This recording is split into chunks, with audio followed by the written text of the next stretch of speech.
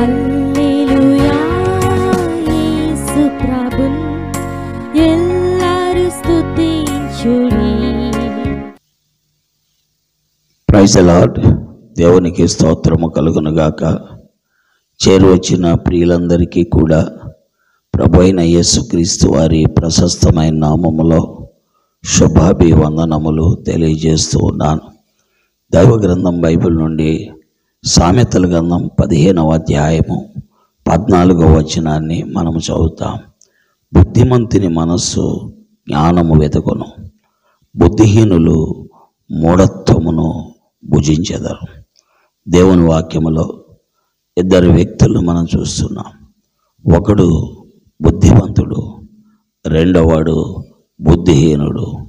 బుద్ధిమంతుడు ఏం చేస్తాడంటే జ్ఞానాన్ని వెతుకుతాడట. కాబట్టి బుద్ధిమంతుని మనస్సు జ్ఞానాన్ని వెతుకుతుంది. కాబట్టి బుద్ధి గల విద్యార్థులు జ్ఞానము కలిగిన వారి దగ్గరికి వెళుతూ ఉంటారు. ఇంకా వారు కలిగిన విద్య ఎందు అభివృద్ధి పొందాలని, ఆ విద్యలో క్షేమాన్ని అనుభవించాలని కోరుతారు. అలాగే బుద్ధిమంతులైనటువంటి వ్యక్తులు దైవత్వము కలిగిన వారి దగ్గరికి వెళ్తారు. తద్వారా దైవభక్తిని నేర్చుకుంటారు, దేవుని యందల భయభక్తులు నేర్చుకుంటారు, దేవుణ్ణి వెంబడించటం నేర్చుకుంటారు, దేవుణ్ణి ప్రేమించటం నేర్చుకుంటారు, దేవుని కొరకై పరిగెత్తటం నేర్చుకుంటారు. కాబట్టి 14వ వచనం చూస్తుంటే బుద్ధిమంతుని మనస్సు జ్ఞానాన్ని వెతుకుతుంది, బుద్ధిహీనులు మూఢత్వాన్ని భుజిస్తారు. ప్రియులారా, నువ్వు బుద్ధిహీనుడిగా ఉంటే నీకు కలిగేది మూఢత్వమే. కాబట్టి ఆలోచించు, నువ్వు బుద్ధిమంతుడిగా ఉండాలా, బుద్ధిహీనుడిగా ఉండాలా?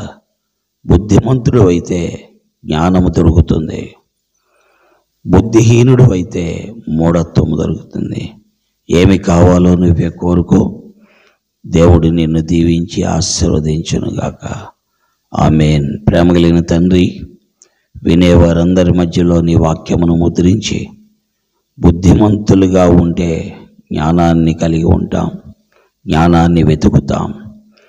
ఆ మనస్సు జ్ఞానాన్ని వెతికేటట్లుగా ప్రేరేపిస్తుంది. బుద్ధిహీనుడిగా ఉంటే మనకు మా జీవితానికి మూఢత్వమే దొరుకుతుంది. పైగా బుద్ధిహీనుడు మూఢత్వాన్ని భుజిస్తాడని రాయబడింది. అలాంటి ప్రమాదకరమైన స్థితి నుండి వినేవారందరినీ తప్పించండి, కాపాడండి. యేసుక్రీస్తు వారి దివ్య నామములో ప్రార్థిస్తున్నాను తండ్రి, ఆమేన్. ప్రైజ్ లార్డ్ అండి. దేవుడు మిమ్మల్ని దీవించి ఆశీర్వదించును గాక. దేవుని స్తుతించుడి, హృదయమును వెలిగించిన యేసుని స్తుతించుడి.